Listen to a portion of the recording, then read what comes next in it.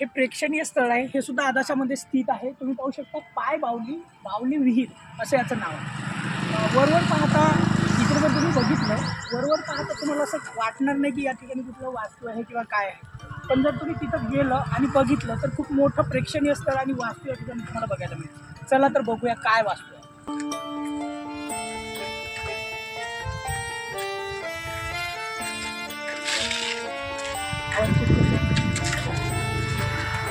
बिलकुल असं वाटत नाही इथं पाहिल्याच्या नंतर की इथं सुद्धा काही वास्तू असेल, विहीर असेल. पण खूप मोठं या ठिकाणी वास्तू असेल.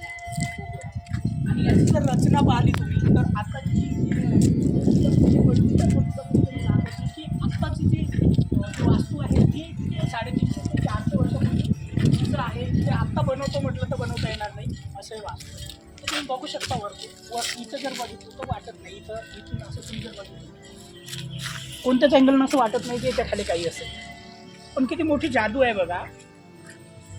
खूप मोठं वास्तू आहे. आम्ही आपल्या नागपूरमधल्या किंवा या आदाशामधल्या लोकांना ते लक्ष आलं ती जपण्याची खूप मोठी जबाबदारी आता तरुणांवर आहे आपल्यावर. बघूया आता आपली याची अवस्था काय आहे.